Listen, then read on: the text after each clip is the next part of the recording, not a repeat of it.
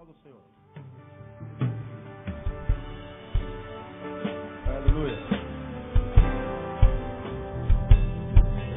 Abra a tua Bíblia no livro de Daniel.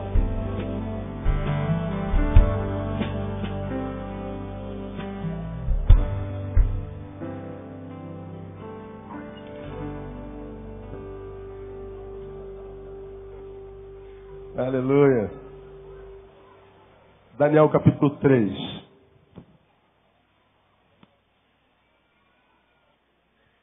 Capítulo 3 de Daniel registra aquele episódio que todo cristão conhece bem de cor e salteado, que fala sobre Daniel na fornalha de fogo ardente. E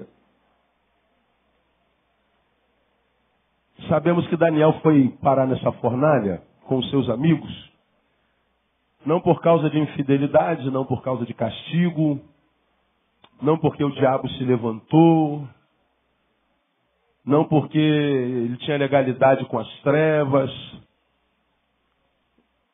Ele foi parar na fornalha exatamente por causa do oposto. Ele foi parar na fornalha porque Deus era com ele, porque ele era um homem de oração, porque ele não abriu mão da obediência e da fidelidade.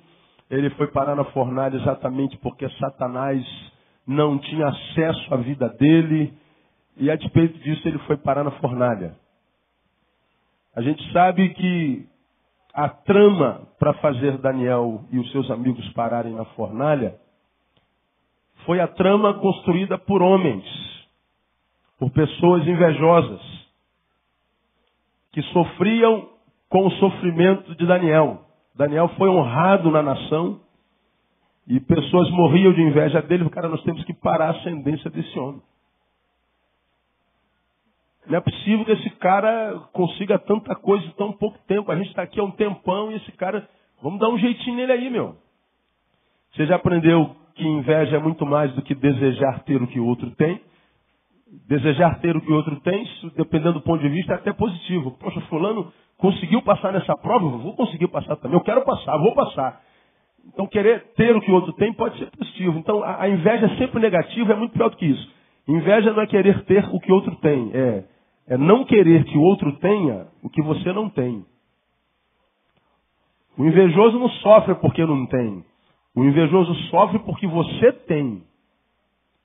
Então, quando o invejoso sofre, ele não está dizendo, eu quero também. Não. Ele não quer. Ele quer que tire de você. Qual é o teu problema? É que ele ganha 200. Quanto é que você ganha? Eu ganho 50. Então, tá bom, vou te dar 150. Não, eu não quero 150. Eu quero que ele não ganhe 200 mais. A inveja é pior. É não querer que o outro tenha o que você não tem. Então, dói mais no invejoso a prosperidade do outro que a sua própria desgraça. Né?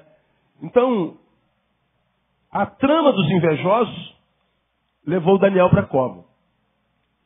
Então, entre algumas coisas que a gente aprende aqui, não é sobre isso que a gente vai falar, nem sempre as nossas dores, nossas fornalhas, nossas adversidades são construídas pelo diabo. São tramadas por homens. Então, os homens com os quais a gente se relaciona têm o poder de nos machucar, sim. Tem o poder de, muitas vezes, aparentemente, desconstruir o que Deus construiu, de virtuar a plana estrada que o Senhor construiu para a gente, de desconfigurar planos e projetos. E podem fazer isso por um tempo e pode cronificar essa mudança dependendo da nossa postura. Homens têm poder de machucar, sim. Entre outras coisas que a gente aprende, é que fidelidade a Deus não é sinônimo de ausência de dores. Eu tenho falado sobre isso aqui há 18 anos que eu estou com vocês, eu tenho pregado sobre isso. Amor de Deus e dor coabitam. Eu posso ser amado e a despeito desse amor sentir dor, e eu posso sentir dor a despeito de ser amado por Deus. Então, Daniel, como você já me viu pregando sobre esse texto aqui no passado, não foi por Deus livre da cova. A despeito de Deus, ele caiu na cova. Deus o livrou na cova. Da cova não, na cova sim. Então, homens podem machucar e ser fiel não significa dizer que eu não vou sentir dor. Já falamos sobre tudo isso aqui. Mas hoje, eu queria tomar para nossa edificação nessa manhã os versículos 17 e 18, que é uma palavra que Daniel dá ao rei, quando conversava com ele a respeito da fornalha para a qual se ia. O rei sofria, porque amava Daniel e sabia que Daniel ia morrer lá. E no versículo 17, nós ouvimos assim, ó: eis que o nosso Deus, a quem nós servimos, pode nos livrar da fornalha de fogo ardente, e ele nos livrará da tua mão, ó rei. Eis que o nosso Deus, a quem nós servimos, pode nos livrar da fornalha de fogo ardente. Pode nos livrar. O nosso Deus pode nos livrar. Quem acredita, quem concorda com Daniel nessa palavra? Diga: eu concordo, pastor. Diga assim: o nosso Deus pode nos livrar. Diga para alguém que está ao seu lado: Deus pode. Você acredita nessa palavra, amém ou não? De qualquer fornalha, amém ou não? Eu também confio nessa palavra. Não tenho a menor dúvida disso. Eu posso estar passando por qualquer fornalha do inferno. Eu sei que Deus pode me livrar. Ainda que eu ande pelo vale da sombra da morte, não temerei mal algum. Por quê? Porque tu estás comigo. Ou seja, até de vale Jesus é Senhor, né? De fornalha Jesus é Senhor, de cova Jesus é o Senhor. E você se lembra daquela experiência do empresário que disse para o pastor: perdi tudo, pastor, o que eu faço? Pelo amor de Deus, cheguei no fundo do poço. O pastor disse para ele: agradeça a Deus porque esse poço tem fundo. E para quem chegou no fundo do poço, só tem um lugar para se olhar. Para onde? Para cima. Então nem sempre o fundo do poço é uma desgraça. É só para restaurar a visão. Pode ser uma bênção. Então Deus pode nos livrar de qualquer fornalha. E no final desse versículo ele diz: e ele nos livrará da tua mão, ó rei. Olha como é que o cara está indo para a fornalha. Um homem de fé caminhando para a fornalha. Agora veja o versículo 18. Mas se não, fica sabendo, ó rei, que não serviremos os teus deuses, nem adoraremos a estátua de ouro que levantaste. Olha que coisa interessante. Deus pode me livrar. Mas se não livrar, ainda assim, rei, eu não vou fazer o que vocês querem, que eu adore um outro Deus, que eu me corrompa, que eu me prostitua espiritualmente. Eu não vou deixar de ser quem eu sou para ser quem você quer que eu seja. Eu sou servo do Deus Altíssimo, o Deus que pode me livrar da fornalha. Mas mesmo que ele não me livre da fornalha, eu vou continuar sendo fiel a Deus. O que Daniel está dizendo? Deus pode. Mas ele pode não querer livrar-me dessa fornalha hoje. Como quem diria assim: Deus pode tudo, inclusive não fazer nada. Não é isso que ele está dizendo? Eu sei, rei, que eu já estou sentindo um calorzinho aqui, ó. Ele pode me livrar disso. Mas se não for vontade dele me livrar hoje, ainda assim eu não vou deixar de ser quem eu sou para me transformar em alguém que tu queiras que eu seja. Eu vou continuar sendo fiel ao meu Deus. Se ele me livrar, eu vou honrá-lo. Se ele não me livrar, vou continuar honrando. Se ele me livrar, vou adorá-lo. Se ele não me livrar, vou continuar adorando. Se ele me livrar, eu continuarei sendo fiel. Se ele não me livrar, vou morrer fiel. Porque eu sou fruto das obras das suas mãos. Então ele está dizendo: Deus pode. Mas se não for vontade dele para esse tempo, se ele achar que chegou o meu tempo, eu vou continuar sendo fiel. Irmãos, essa palavra, ela para mim é impressionante e interessante, porque de um lado Daniel diz ele pode, mas do outro ela diz ele é livre para não fazê-lo. E a questão, como já falei para vocês, é o seguinte: se Deus pode, por que não faria? Se Deus pode fazer uma coisa, pastor, Por que ele não faz? Muitas vezes. Deus não poderia ter livrado daquela dor. Deus não poderia ter livrado daquela adversidade.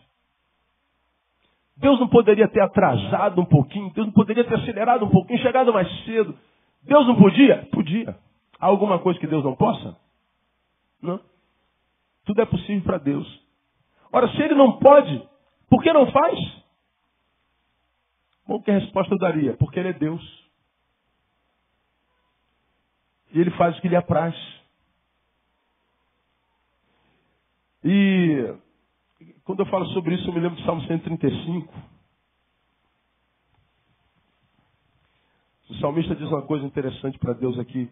Porque eu conheço que o Senhor é grande e que o nosso Senhor está acima de todos os deuses. Tudo o que o Senhor deseja, Ele faz. No céu e na terra, nos mares e em todos os abismos.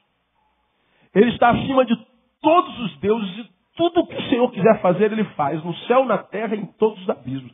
E nos mares também. Então, Deus faz quando quer e Deus não faz quando acha que não tem que fazer. Alguma dúvida sobre isso? Nenhuma. Então, com relação a quem Deus é, não precisa falar mais nada, a gente já é doutor em Deus. Vamos falar sobre o que então nesta manhã? Sobre a postura de Daniel.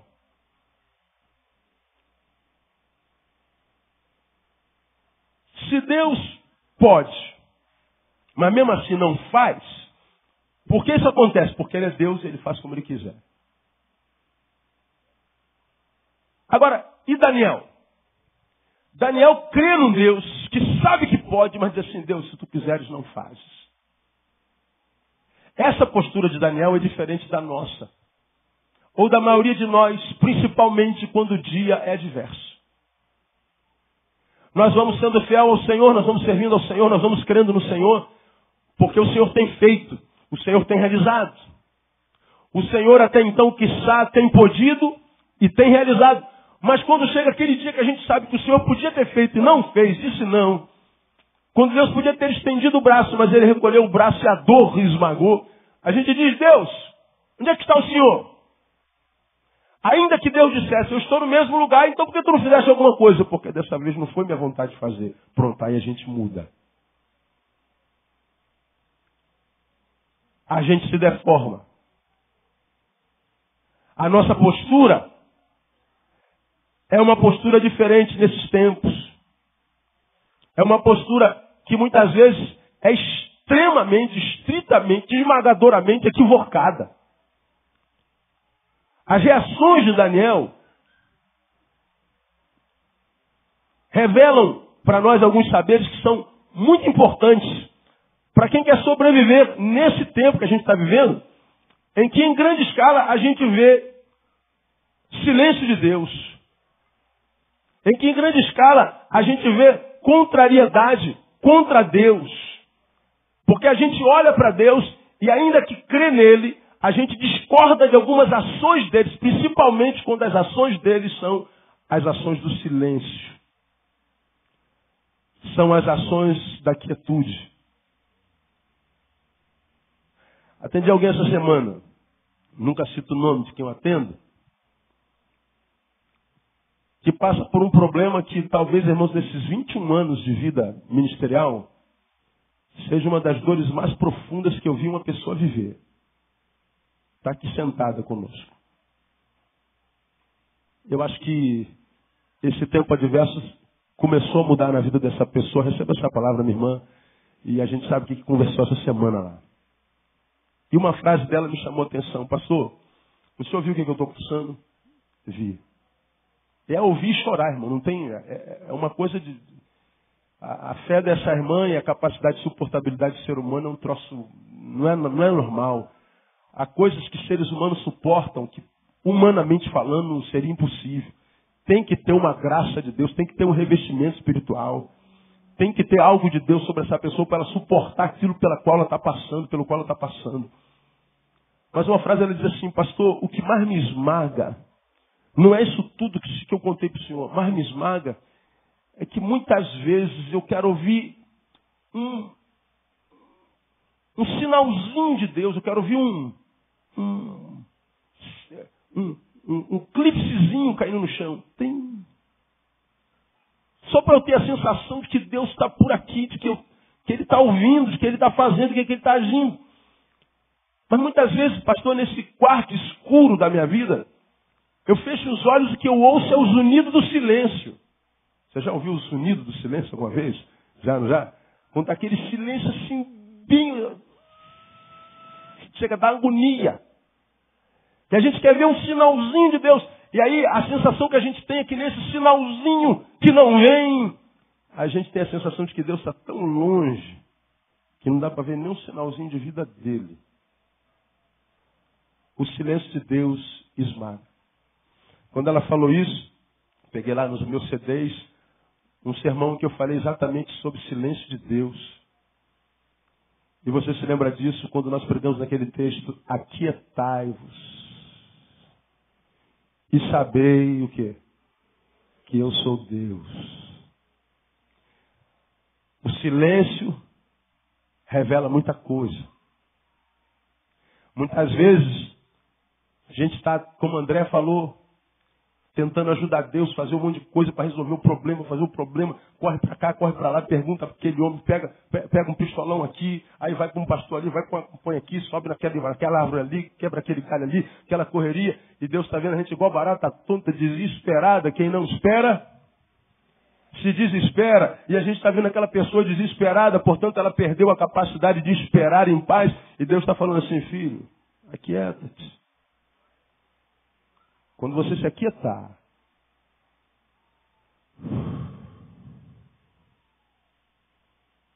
aí você vai saber que eu sou Deus. Eu peguei o CDzinho e deu para ela na semana seguinte, ou no dia seguinte. Ela ligou para mim e falou assim: pastor, eu ouvi ao Senhor. Curiosamente eu perguntei: e o que Deus falou? Nada.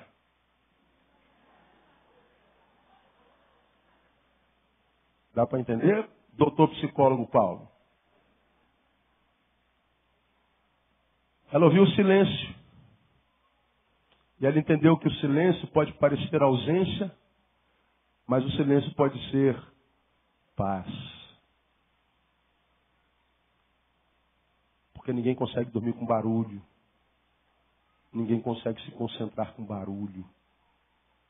Ninguém consegue apaziguamento de alma, desesperado, correndo para lá e para cá. O silêncio pode ser a ambiência na qual Deus vai agir, na qual Deus vai trabalhar. E daquele dia para cá eu estou vendo essa irmã se soerguendo. E Deus vai tirá-la de lá no nome de Jesus e vai honrar o seu nome. Porque Ele é fiel. Então Deus faz quando quer e quando Ele quer não faz. E Ele faz quando quer e não faz quando não quer porque Ele é Deus, então não se discute isso. Vamos falar de Daniel. Deus, tu pode, mas se tu não fizeres não tem problema. Eu continuo sendo o que eu sou. 3 coisas que a gente aprende com a atitude de Daniel. Primeira, a atitude de Daniel é, entre outras coisas, uma atitude que, bota entre parênteses, permite a Deus ser Deus. Daniel, quando diz: Deus, tu podes, eu sei. Mas se tu não quiseres fazer também, está tudo certo para mim. Ele está dizendo: Deus, tu és Deus, eu reconheço isso, portanto tu fazes como se eu quiser. Tenha a minha permissão. Como se eu tivesse que dar permissão para Deus ser Deus. Ele continua sendo quem Ele é, mesmo que eu não queira. Mesmo que eu não permita. Ele não precisa de mim para nada. Ele conta comigo, mas não precisa de mim. Ele entrega para mim e para você um ministério e diz: aí eu conto que você desenvolva esse negócio. Mas se você não desenvolver, alguém pode fazer no seu lugar. Então, Daniel, entre outras coisas, está dizendo assim: Deus, tu és o meu Deus e na minha vida tu tens permissão para isso.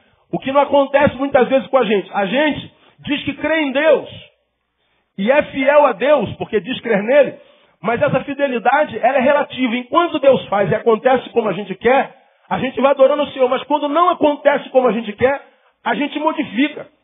A gente se deforma, a gente se transforma. E a gente começa a murmurar. Como quem diz: Deus, tu podes todas as coisas, menos dizer não para mim. Tu podes todas as coisas menos fazer de forma que que eu não tenha planejado. Senhor, tu podes me livrar da fornalha. Eu sei que tu podes, então trata de me livrar. Mas se eu não quiser, não, isso você não pode. Porque se o Senhor não fizer isso, eu vou me revoltar contra o Senhor. Como se a minha revolta mudasse a Deus também alguma coisa. Essa atitude de Daniel me abençoa demais. Porque Daniel revela que a relação com Deus dele é uma relação verdadeira. É uma relação que não é interesseira. A relação de amigo que ele tem com Deus, acabamos de citar o texto, já não vos chamo servo porque o servo não sabe porcaria nenhuma, mas eu vos chamo de amigo porque eu não quero ter mais segredo com você, eu quero intimidade. Essa amizade que Daniel tem com ele é uma amizade verdadeira, não é uma amizade interesseira. Não é uma amizade tendenciosa. Ele está dizendo, Deus, a minha fidelidade para contigo não tem a ver com o que tu fazes para mim, tem a ver com o que eu sei que tu és. Tem a ver com o que tu me transformaste. Daniel está dizendo que na vida dele, Deus pode ser Deus. E muitas vezes nós não permitimos que Deus seja Deus na nossa vida, senão um Deus que nos sirva. Senão um Deus que nos diga sim o tempo inteiro.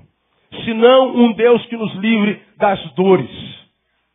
Como que se ouve, por exemplo, de alguém que há bem pouco tempo atrás, bem pouco tempo agora, disse para mim assim, pastor, eu não entendo. Como é que uma pessoa fiel a Deus, uma pessoa que anda em santidade, uma pessoa não, pode passar por adversidade, pode passar por problemas. Eu falei, como é que você não entende? Porque se eu ando certinho, se eu ando bonitinho, tudo vai dar certinho, mas onde é que está escrito isso? Da onde saiu essa verdade? Que não é verdadeira? Da onde saiu a ideia que existe a possibilidade de passar pela terra sem sentir dor? Da onde saiu a ideia que dá para passar por esse planeta que jaz no maligno, sem passar pelo contraditório? Jesus disse claramente, assim, bem explicitamente, que aquele que quer viver piamente padecerá o quê? Perseguição. Jesus disse explicitamente, no mundo tereis o quê? Aflições. Pregamos domingo passado, 1.000 cairão ao teu lado, 10.000 à direita. 10 mais 1.000, quantos são? 11.000. Tem 11.000 caídos do teu lado. É a morte, a batalha sangrenta. Ah, mas você não vai ser... Você não vai morrer. Mas você está vivendo num tempo de morte. Você tem que estar pulando cadáveres o tempo inteiro. E ver mortos e morte o tempo inteiro mexe com a nossa alma, mexe com a nossa emoção. Portanto, de vez em quando eu vou me sentir meio doidão. Vou me sentir meio desanimadão. Você já se sentiu desanimado alguma vez? Sim ou não? Só meia dúzia de nós, né? Pergunta, irmão, para o seu lado. Já se sentiu desanimado alguma vez, irmão? Pergunta ele aí. Misericórdia.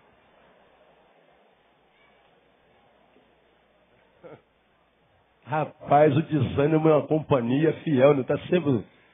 Você acorda, bom dia, pastor. Vai te catar, desânimo. Vai pro diabo que te carrega. Bom dia, uma ova. Aí tu vai almoçar e ele está sentado no restaurante. Bom apetite, pastor. Tem indigestão, miserável. Tá aqui de novo. Aí tu lá tá no teu trânsito parado, o desânimo tá no carrão do lado. Ô, bom trânsito, senhor, pastor. Aí tu vai dormir, ele deita do teu lado. Durmamos em paz, pastor. Falei, pô, tu não desiste, né, cara? O desânimo tá sempre lá. Você fala assim, a ovelha chega, cara, depois de fazer um monte de besteira, cara, besteira. Ele vai fazendo um cocô assim na rua. E quer que a gente vai limpando o cocôzinho dele a vida inteira, como aquele dono de cachorrinho que vai passear com o cachorrinho, anda com um saquinho no bolso, vai catando. Aí ele vai fazendo o cocôzinho dele na vida, só que a vida nos prepara algumas de vez em quando, e a gente está crente que está abafando, e a vida nos prepara uma cilada, diz assim, né? E o para, quebra tudo, perde tudo, aí tem que voltar e começar tudo de novo, meu Deus. O que ele semeou na vida? É isso aí mesmo. Agora ele vai ter que pisar em tudo que semeou. Por quê, pastor, que eu tive que voltar? Porque você semeou isso. Mas eu estava indo tão bem, não. Bem é um diagnóstico muito mais amplo do que a gente imagina. Porque a gente acha que está bem só porque não está sentindo dor. A gente acha que está bem só porque está ganhando dinheiro. A gente acha que está bem porque está tudo bem comigo. Só que eu não sou sozinho no planeta, eu não sou sozinho no universo. A realidade do que a gente chama de bem é muito mais ampla. Eu estou bem não quando tudo está bem comigo, mas quando eu estou bem com o que está à minha volta. Se para estar bem eu preciso machucar, se para estar bem eu preciso abandonar, se para estar bem eu preciso deixar lastros de morte, de podridão. Então eu não estou bem, eu estou sendo enganado por mim mesmo. Logo, logo você saberá que isso que você chama de bem se transformará no mal e de repente, por amor, você vai ter que começar tudo de novo. Portanto, como diz o poeta, quando você passar pela estrada da vida, semeia rosas, semeia amizades, semeia sorrisos, semeia solidariedade, porque se a vida te preparar uma cilada, você tiver que voltar, você vai encontrar tudo isso no caminho, no nome de Jesus. Agora, nós não sabemos viver nessa dinâmica. A gente quer que Deus faça tudo que a gente quer que Ele faça. E a gente não percebe que essa fé que a gente diz, Deus, eu creio que não pode curar. Deus, o Senhor é poderoso, o teu nome é Rafá. Tu és um Deus que abre a porta, e ninguém fecha, e quando tu fecha, ninguém abre. Tu és um Deus que pode fazer muito mais abundantemente. A gente acredita que muitas vezes isso é fé, declarações ufanistas mesmo que sejam em cima da verdade, a gente acredita que isso é fé. Agora, quando não acontece isso que a gente projetou, aí é que a gente revela quem de fato a gente é. E se a gente não aceita a vontade de Deus, quando a vontade de Deus não é a nossa, a gente está dizendo, Deus, minha relação contigo nunca foi na qualidade de Deus, que é o que de fato você é. Eu te tratava como alguém poderoso que estava a meu serviço para fazer o que eu quero. Esse, se sou eu ou você, que se relaciona com Deus assim, certamente se frustrará com Ele. Diferente de Daniel. Daniel diz, eu sei que tu podes. Aquela fornalha para o senhor ali, aquilo ali é bobagem. O senhor dá um soprinho, apaga. Quando eu chegar perto, o senhor só sopra, apaga, acabou. Agora, Deus, se tu não estiveres a fim de apagar nada, fica tranquilo. Eu morro queimado, mas morro fiel. Porque a minha relação contigo não depende do que tu fazes a mim. A minha relação contigo depende do que tu és para mim. E eu sei que como tu me guardaste de fornalha até hoje, se não for da tua vontade me guardar da fornalha a partir de hoje, mesmo na fornalha, eu vou continuar sendo fiel no nome de Jesus. Um homem desse não morre queimado jamais, irmão. Ele cai na fornalha, ele mais dois. Lembra da história, lembra? E quando ele cai na fornalha, 2 camaradas levavam ele. Está assim, ó, distante da... Está lá no texto, leia o texto. Quando eles chegam perto da fornalha, vira cinza. Longe, abriu a fornalha, 7 vezes aquecida. Quando chegaram perto, os caras já morreram queimados. Daniel não aconteceu nada. Bom, se eu sou Daniel ou você, eu voltava era na hora, já que os guardas não estão aqui, né? Mas não, Daniel, sem guarda, sabia que ele tinha que ir para a fornalha. O que ele fez? Sozinho, ele foi para a fornalha, entrou na fornalha, naquela sauna, fechou a sauna, ele mais 2. E o pessoal do lado de fora olhando. Ô cara, quantas pessoas que nós jogamos lá dentro? Será que eu estou com algum problema de vista? Não foram 3? Foram. Conta comigo. 1, 2, 3... 4. Aí o texto diz assim, porque eu os vejo andando, passeando no meio da fornalha. Havia um 4º homem naquela fornalha. E aquele 4º homem, que é o homem de Deus, é o anjo de Deus, é o Deus do anjo, é a ação supranatural de Deus, poderosa de Deus, diz que transformou aquele lugar de vergonha, de dor, de morte, em lugar de lazer. Agora, por que isso acontece com Daniel e muitas vezes não acontece com a gente? Não é porque Deus ame mais a Daniel do que a gente. É porque a nossa postura para com Deus é diferente da de Daniel. A gente, Deus, eu te amo, eu creio no teu poder. Portanto, Pai, por causa do que eu sinto por ti, faça o que eu espero de ti. Não me decepcione, Deus. Aí quando Deus não faz o que a gente quer, Deus nos decepciona e a gente castiga Deus com o nosso silêncio, com o nosso abandono. Eu vou me afastar da igreja. Vou punir Deus com a minha ausência, como que se Deus diminuísse com um neiozinho longe daqui. Às vezes a gente tem a sensação de que a gente está pregando aqui, Deus está ali em cima, que bom que Neil é do meu povo, que bom que Neil joga do meu lado. Quem seria eu sem Neil? Meu Deus do céu, esse menino é uma bênção, que garoto bom. Irmãos, eu não sei por que fornalha alguns de vocês estão passando. Eu não sei por que covas alguns de vocês estão habitando. Mas de uma coisa eu sei, o mesmo Deus que foi Deus dos montes, das transfigurações, das manifestações portentosas, é o mesmo Deus das fornalhas e das covas, e Ele pode mudar a tua história completamente, independente da profundeza da tua cova e da quentura da sua fornalha, no nome de Jesus. Diga, irmão, que está do seu lado, depende mais de você do que de Deus.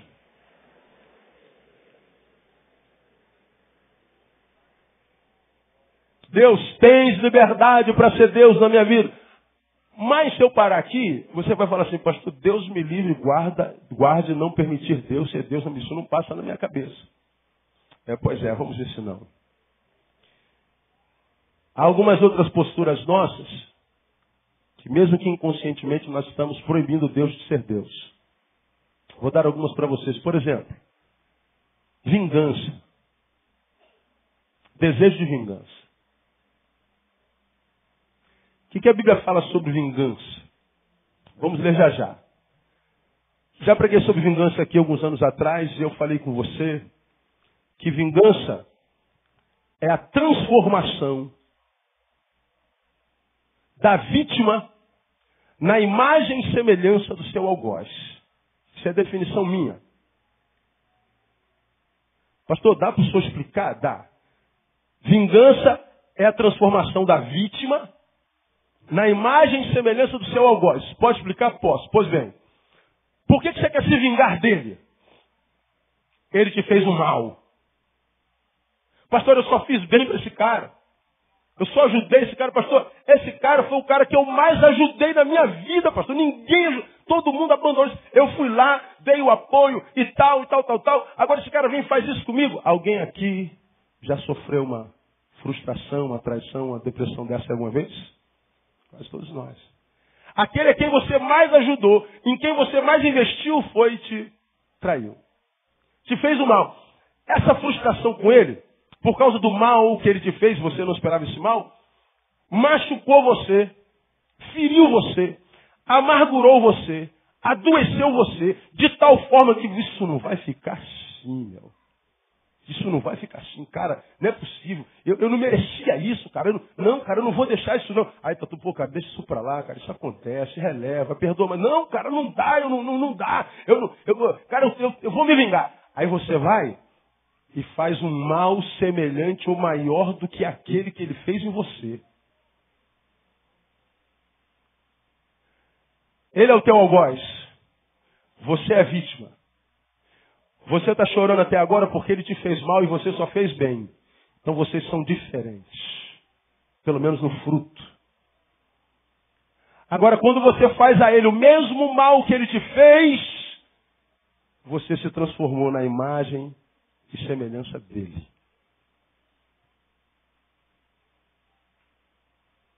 Você se tornou tão mal quanto ele. Você não tem direito nem mais de orar pedindo a Deus para te curar. Porque antes você pedia a Deus para agir com misericórdia. Mas agora nem isso você pode mais porque você se transformou nele. Portanto, quando a gente lida nesse tempo de trairagem, de frustração, de decepção, pessoas que nos machucam, nós temos que trabalhar para que essa dor não chegue ao coração. Temos que trabalhar para que essa dor não chegue à nossa alma. Tem que trabalhar para que essa vergonha, essa humilhação que você passou e foi pública.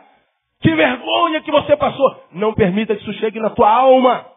Porque se chegar, te transforma na imagem e semelhança do teu algoz. Você vai se lembrar quando eu preguei sobre isso aqui. A morte daquele menino que foi arrastado por 7 quilômetros. Como era o nome dele? João Hélio. Lembra disso? A tia dele disse assim, gente, vamos pegar esses garotos, vamos arrastá-los como eles fizeram com meu sobrinho. Eu empresto meu carro para isso. Ela falou, vamos fazer com eles o que fizeram com meu sobrinho. Ou seja, vamos nos transformar neles. Ora, o que a vingança tem a ver, pastor? Com deixar Deus ser Deus ou não? É muito simples. Abra a tua Bíblia em Romanos capítulo 12. Bem rapidinho lá. Romanos capítulo 12.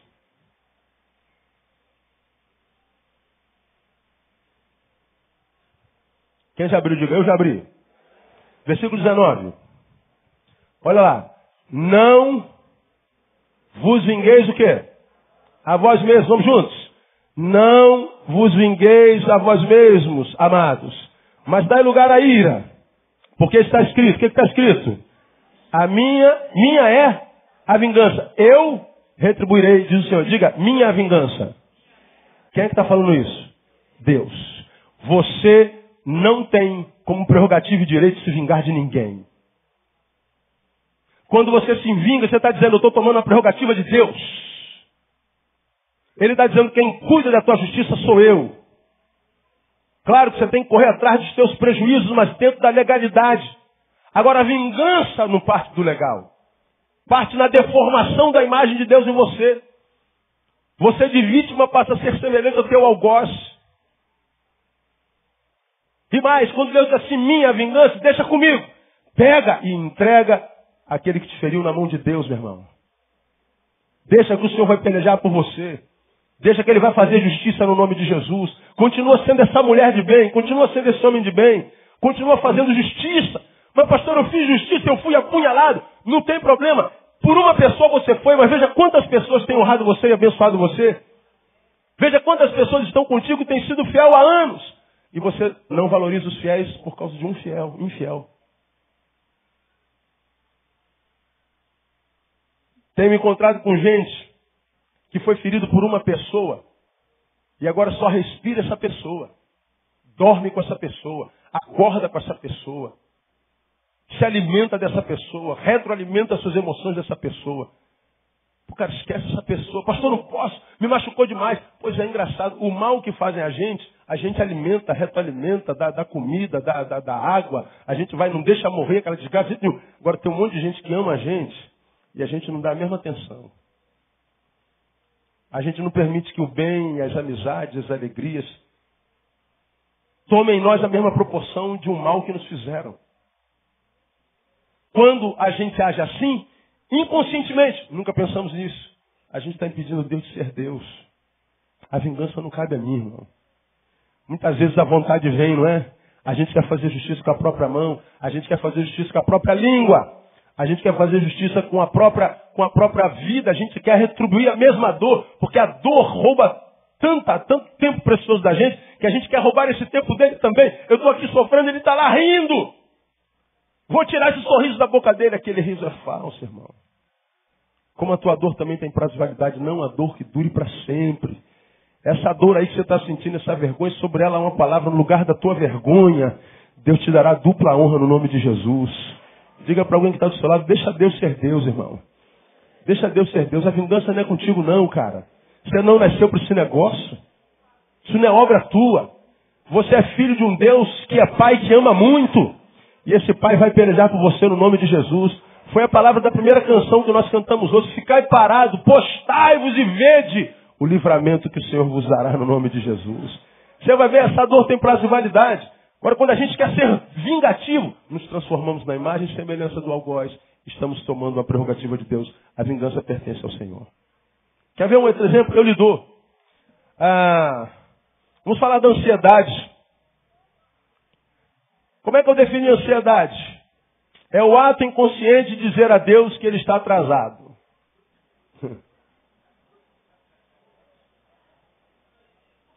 Repita com a minha ansiedade.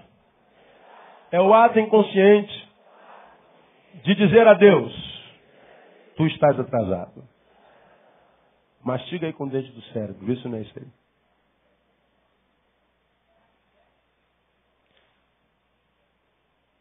Tem alguém ansioso aqui? Diga, amém. Tem que fazer o curso, né, Paulo? Ansiedade. A gente bota o relógio no pulso de Deus e Deus, olha, não perca a hora. E o pior, Deus sempre perde a hora. Deus parece nossas esposas, mané. A mulherada está sempre atrasada. Não aqui é uma benção. Aqui, as mulheres aqui não se atrasam, né, mulheres? Só mentem, né? Só mentem. Brincadeirinha, viu, amor? Brincadeirinha. É. Deus está sempre atrasado. Nessa relação do noivo com a noiva, é o noivo que atrasa, é o homem que está atrasado. Pois bem, o ansioso, portanto, está sempre com pressa. E o único relógio que o ansioso conhece é o seu. Tudo gira em torno do tempo dele. Tem que acontecer quando eu quero. Tem que acontecer na época que eu prescrevi. Deus é para ontem. Eu fico imaginando Deus lá em cima rindo da gente, cara. Está aqui desesperado, isso tinha que ter acontecido ontem. Deus está falando, o cara, ô Gabriel, vem cá ver um negócio aqui. Olha lá o Ney. Ele está querendo um negócio para ontem, esse negócio é para daqui a 8 anos, olha isso.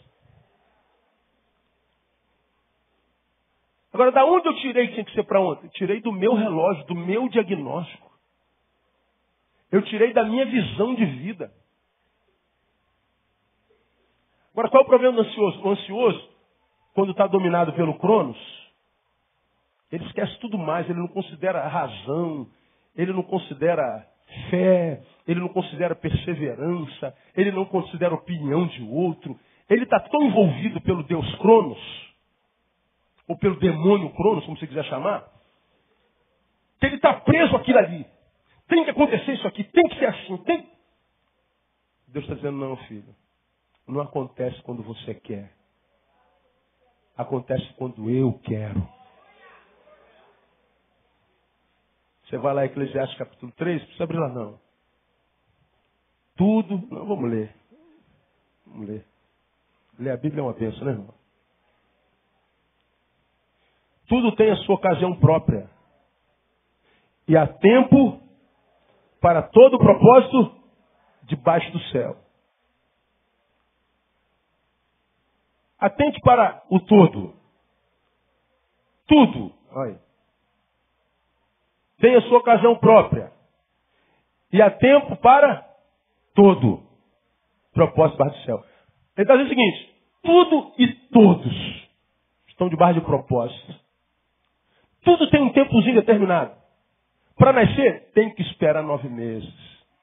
Se nasce com outro, é prematuro, vai ter problema, vai ser mais dificultoso. Claro que Deus pode consertar e a vida conserta, mas tem que nascer com 9. Se nascer com 10, já era, não nasce mais. Tudo tem sua ocasião própria. Há um tempo de vida. Aí ele diz, há tempo de nascer, de morrer, tempo de ir, de voltar, tempo de abraçar, deixar de abraçar. Há tempo para tudo. Agora, o ansioso não reconhece esse negócio. Só há tempo para fazer o que eu quero que faça. Só há tempo para fazer no tempo que eu quero. Porque a ansiedade me coloca no centro do universo. E no centro do universo eu não tenho noção de quanto a Terra gira. Pega uma esfera e bota para girar. E vai para o centro dela. Você fica em pé na boa, só você não ficar parado. Que a roda vai girar. Agora vem para o canto dessa roda. Tu vai ficar igual um doido, não vai conseguir ficar em pé. O que acontece com a ansiedade? Me traz para o centro da circunferência. Aí eu acho que está tudo girando em torno de mim. Não é só impressão, irmão. Você está ligado a um todo. Você mora dentro de uma família, dentro de uma casa. Você tem pai, tem mãe, tem marido, tem esposa. Você comunga numa igreja. Você está dentro da sociedade. Então o que acontece com você não diz só você, diz respeito a quem está envolvido na tua história. Quando Deus olha para mim e quer tratar comigo, contigo, Ele não olha só para mim, Ele olha o que pode acontecer com a minha geografia ao redor, com as minhas relações ao redor. De repente, a mim faria muito bem, mas pode machucar a todos que estão à minha volta, pode desconstruir minha vida inteira. E Deus diz assim, ó, diz um nãozinho para ele, ele não vai entender, mas ele vai entender depois. Porque se eu fizer agora, eu estrago tudo. Diz não para ele. E a gente não consegue lidar com o não de Deus. Você vai lembrar disso aqui, ó, mas só para relembrar a tua história, que se é bom, vale a pena lembrar. Você está vindo muito bem. Você vai lembrar disso aqui, exatamente isso aqui. Você está vindo bem? Só no hop. 1, 2. Está há 30 anos de vitória. Aí chega aqui, um buracão na tua frente. Pô, não dá para mim passar, está tudo parado. Pô, Deus, e agora? Parei. Aí aqui tu fica 1 dia, 2 dias, 1 semana, não, Deus proverá, Jeová Jireh. Não acontece nada, daqui a pouco você começa a murmurar. Dê forma de adorador para murmurador. Adorador Deus procura, de murmurador Deus se afasta. Essa paralisação, a gente diz assim, poxa, como é que Deus permitiu? A gente acha que a paralisação, ou o contraditório, é obra do diabo. Aí tu acha um crente desse, profeta, que tem nas igrejas evangélicas, irmão, Deus me disse que ele lhe paralisou por causa do seu pecado. É como os amigos de Jó falaram para ele. E como você conhece a história de Jó, ninguém tinha como saber o que aconteceu com Jó. Não havia jeito, irmão. Mesmo que Deus revelasse para um profeta, ó, avisa Jó que o que ele está passando é a reunião que está acontecendo aqui em cima, e eu estou com o diabo aqui em cima, conversando sobre ele, eu entreguei ele na mão do diabo. Pô, que isso, senhor? Que isso? Essa revelação é do diabo, já sei. Não, essa revelação não é de Deus. Porque não tinha como, cara. Agora Deus o paralisou. Por quê? Foi o diabo? Não, foi pecado. Não, foi olho grande, olho gordo. Não foi nada disso. Deus o paralisou, muitas vezes, para te tirar do comodismo, para você desenvolver outras áreas. Porque se há um buraco, ele pode ter te parado para que tu não caia no buraco. E o pior, você não está só parado, às vezes ele te faz voltar. Aí tu, pô, cara, eu estou regredindo, pô, cara, o que está acontecendo comigo? Está dando tudo errado. Não. Esse regredir não é piorar. Ele está te trazendo para trás, para que você possa dar um corridão.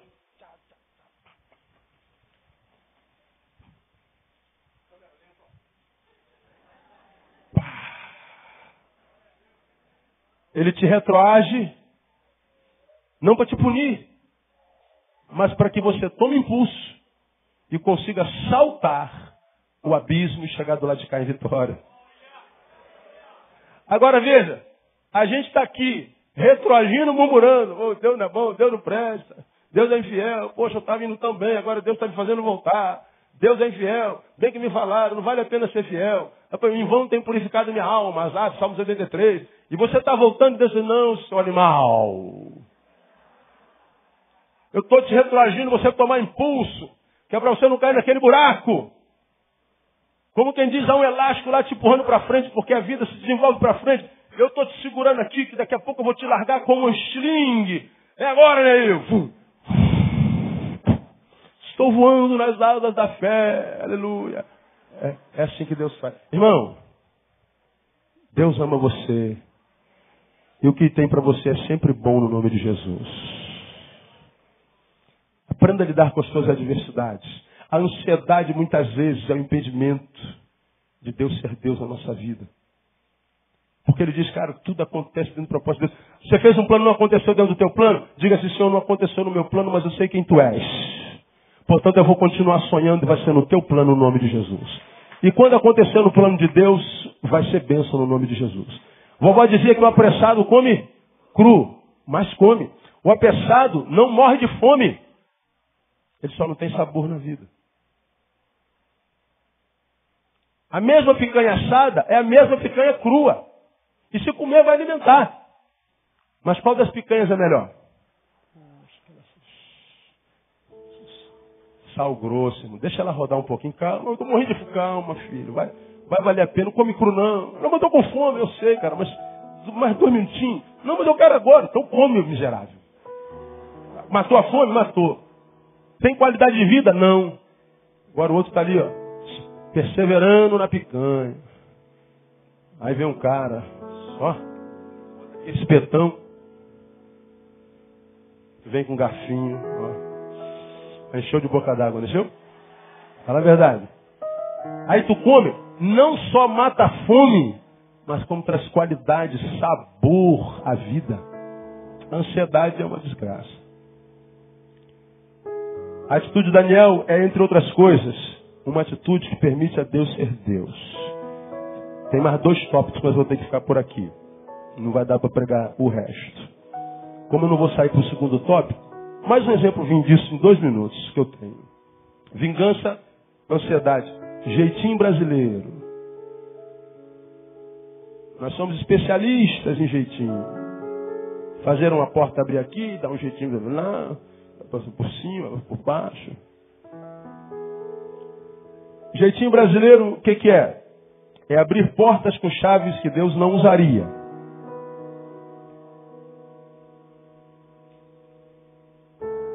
Nós somos especialistas nessa desgraça.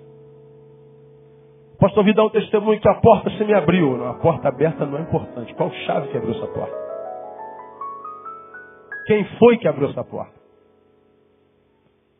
Não, isso não importa. Você importa que a porta é aberta. Não importa para você. Para Deus importa muito. Porque quando eu vou no Salmo 23, ele fala que é o nosso pastor e nada nos faltará. Mas também diz, guia-me nas veredas do quê? Da justiça, irmão.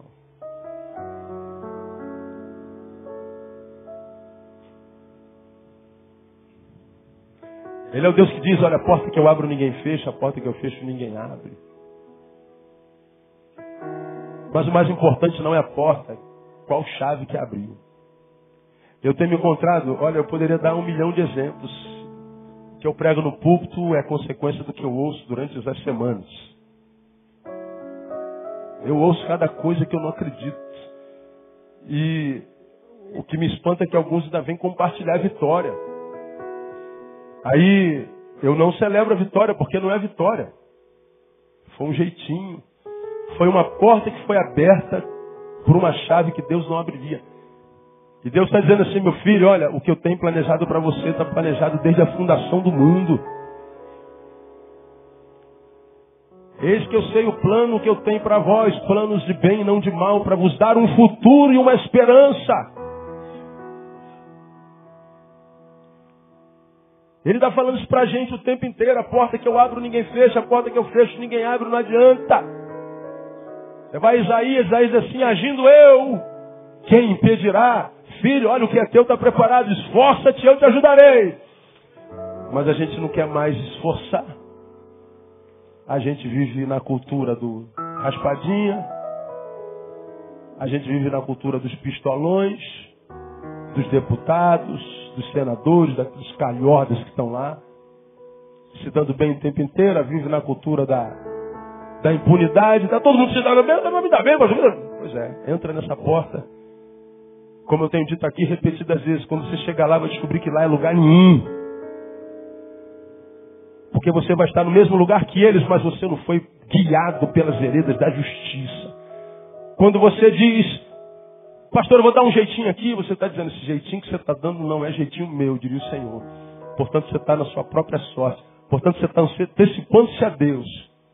O lugar onde você quer chegar, se Deus colocou no teu coração, você vai chegar mais cedo ou mais tarde. Espera o tempo de Deus. Enquanto não chega o tempo, Deus vai se preparando para isso. Vai estudando, meu irmão. Vai fazendo cursos e mais cursos. Vai se formando, vai fazendo pós-graduação, vai esperando, vai se santificando. Deus prometeu para você, prometeu, a Bíblia diz, aquele que prometeu não pode mentir, é fiel para cumprir aquilo lá. Agora a gente vai dando o nosso jeitinho. E o nosso jeitinho é dizer, Deus, não dá para esperar pelo Senhor não, porque você está impedindo Deus de ser Deus. Eu poderia dar um monte de exemplo aqui, irmão. A atitude de Daniel, entre outras coisas, é uma atitude que permite a Deus ser Deus. Domingo que vem eu termino esse sermão aqui de manhã. Mais 2 tópicos interessantes. E Como a fornalha foi um projeto dos mentirosos, dos invejosos, e não de Deus, ainda que se caia na fornalha, a fornalha não tem efeito. Então, não durma com os teus invejosos no coração não, cara. Não durma com os teus algozes, porque você vai perder o sono. Não durma com essa palavra maldita que liberaram contra você. Não durma com medo das artimanhas e das trapaças.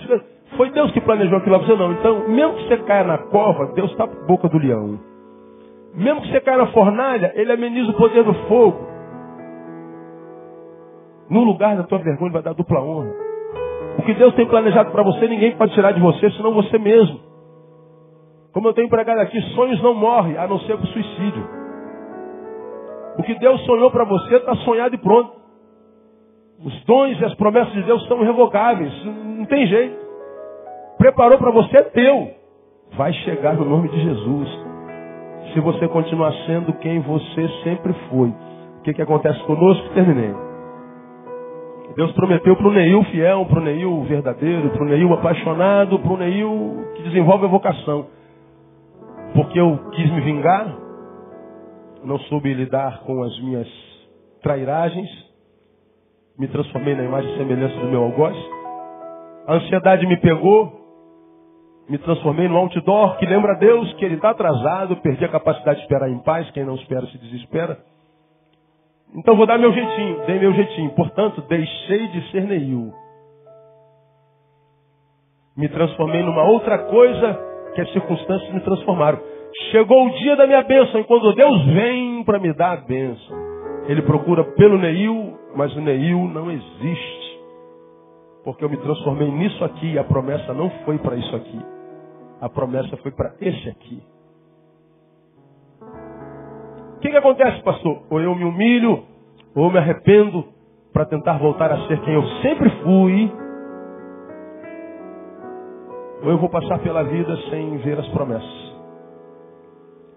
Porque a promessa muitas vezes não foi feita para isso que você é, nem para isso que eu sou, mas para aquele que nós éramos quando nós tínhamos a capacidade de esperar.